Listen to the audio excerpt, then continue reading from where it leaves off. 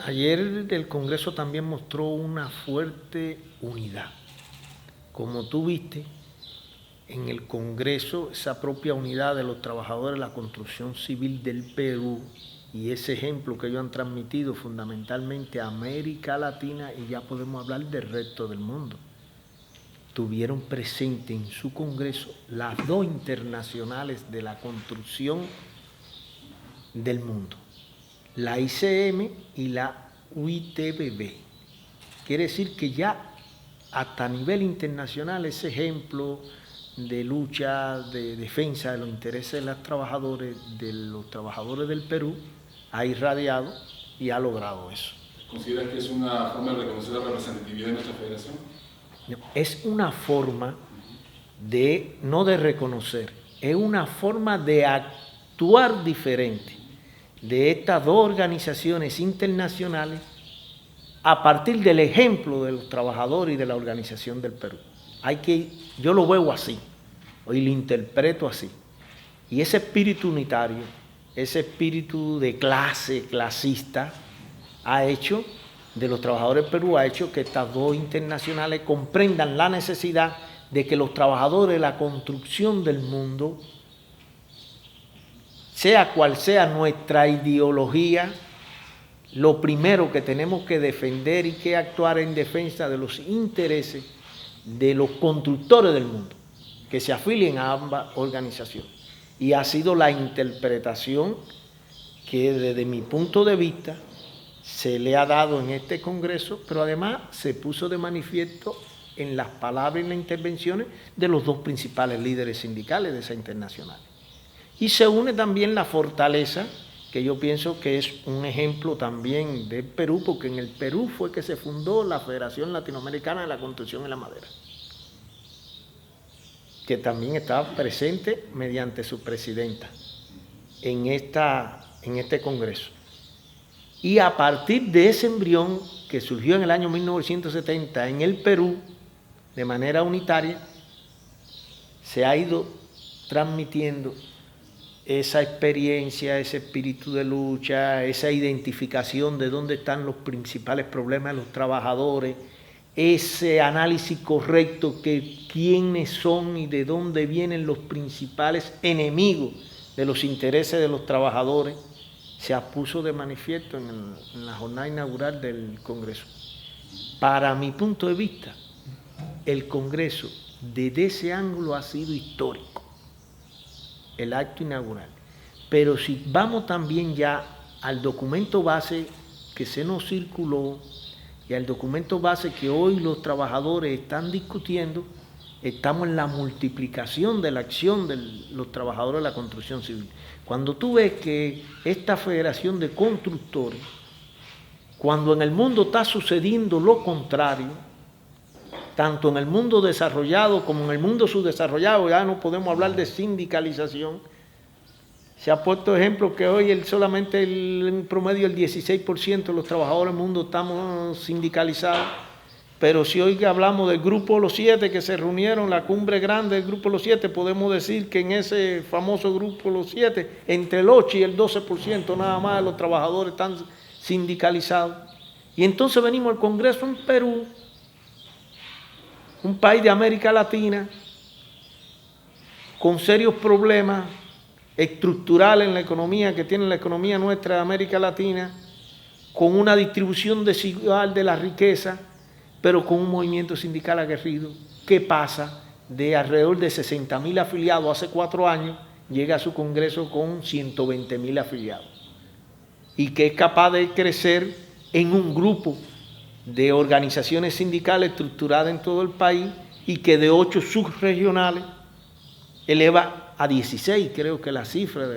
entonces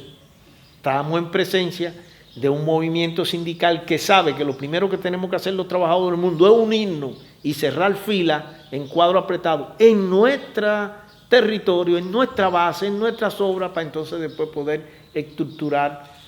política, estructurar línea de acción y enfrentar con una mayor unidad y una mayor presencia al capital en aquellos lugares que está interactuando.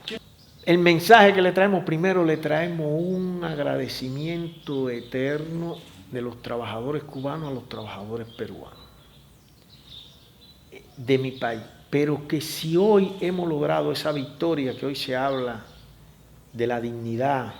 de la soberanía, de la solidaridad y la cooperación que obtuvimos el pueblo cubano y su proceso revolucionario el 17 de diciembre, el gobierno de los Estados Unidos, por medio de su presidente, reconocer el fracaso de su política de más de 50 años hostil, inhumana y genocida contra nuestro proceso revolucionario. Y segundo, también reconocer que por esa solidaridad internacional y ese apoyo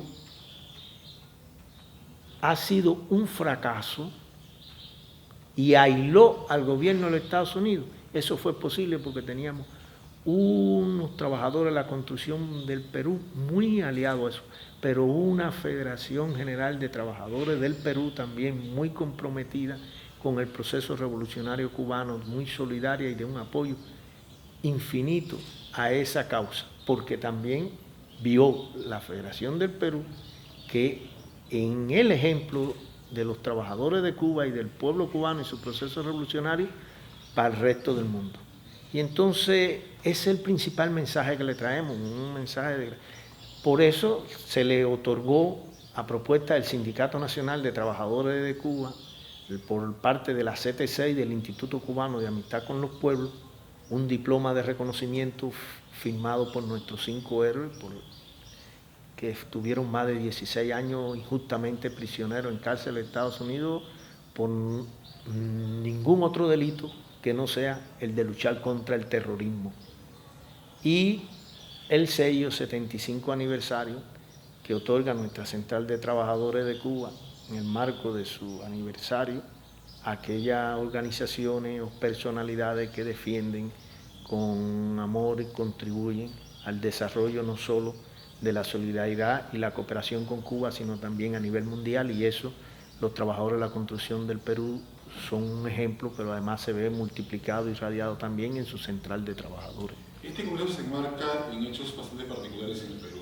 Uno de ellos es el asedio de la violencia a nuestros afiliados, a nuestras organizaciones. ¿Cuál es el mensaje del pueblo cubano, de los sindicalistas cubanos respecto a este hecho que viene afectando en este caso a sus padres peruanos? Primero, no hemos conocido, teníamos referencia, pero no habíamos oído ni escuchado convivencia concreta como se ha expresado no solamente en las secciones del Congreso, sino en los pasillos, por trabajadores, incluso hasta en lugares donde hemos compartido con otros trabajadores que no son del sector de la construcción, que hay una violencia marcada, pero además esa violencia marcada ha tenido un efecto en alrededor de 12 compañeros en los últimos 2 años que han sido asesinados, vilmente asesinados, por defender los derechos de los trabajadores, por defender la organización, por mantener la unidad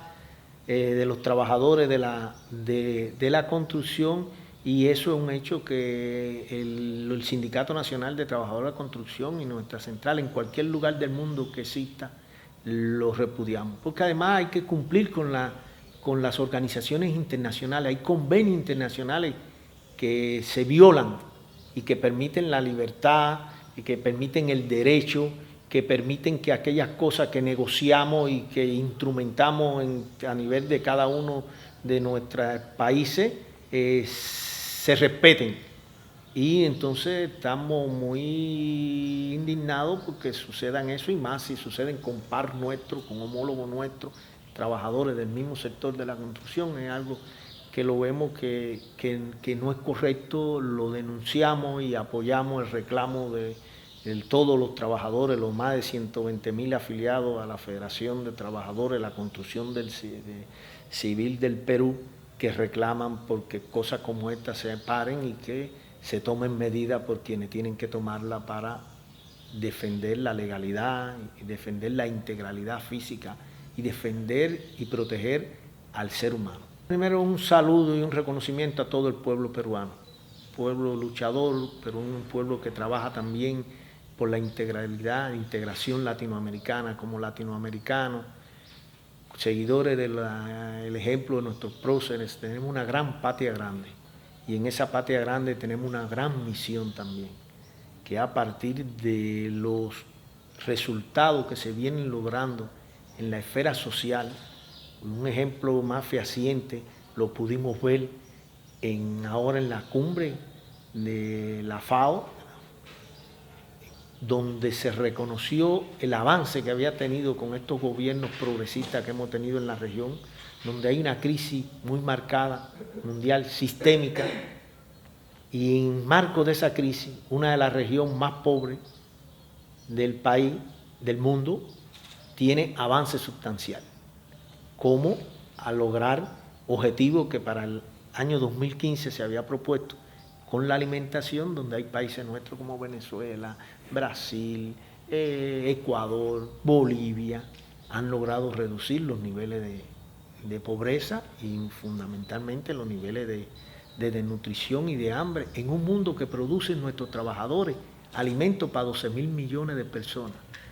Habitamos un poquitico más de alrededor de 7 millones, un poquitico más. Y entonces, contradictoriamente, hay 743, que ahora la FAO lo clasificó como de hambre crónica. Quiere decir que nunca se van a curar del hambre. Es como una enfermedad. Ya hemos considerado que el hambre es crónica, que esos 743 millones van a padecer de hambre eternamente. Entonces, cuando tú te topas un pueblo como el peruano que lucha, que trabaja por desarrollar su país, que trabaja por la integración latinoamericana, que confía en lo que se puede hacer a partir de una lucha común y que defiende las causas justas que se originan y que se desarrollan en el resto del mundo,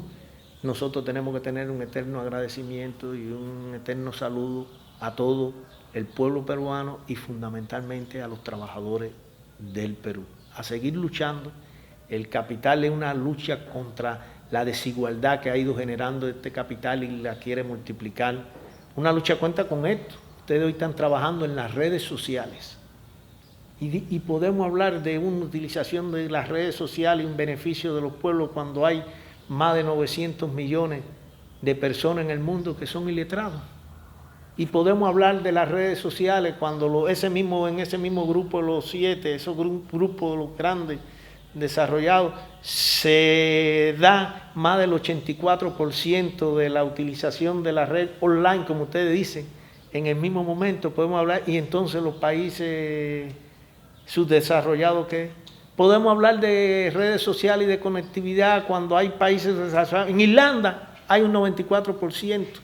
de todos los habitantes de esa sociedad con conectividad real en tiempo real. Sin embargo, busca otros países que tienen un 0,2%, un 0,9%, un 5%. ¿De qué hablamos en este mundo? Esos son los problemas que hoy son no solamente de Cuba, no son solamente del Perú, son solamente los problemas del mundo. Por eso este Congreso es histórico, porque aquí los constructores, los que construyen la fábrica donde se elaboran las mejores tecnologías y la tecnología de punta y la tecnología del futuro. Los que construyen los hospitales donde se curan y se tratan los seres humanos del mundo. Los que construyen las escuelas para que exista una era del conocimiento como la que estamos viviendo. Alguien tiene que ir a la escuela y esa escuela la construyen los constructores. Los que construyen los diques, las presas, los acueductos, son los constructores. Eso, han ganado conciencia de que hay que unirse para que todas esas cosas que construimos, esa plusvalía que generan esas cosas y esa riqueza, sean distribuidas mejor para que un mundo mejor sea posible y, como dice su lema, el himno de ustedes, un mundo mejor posible de justicia y libertad.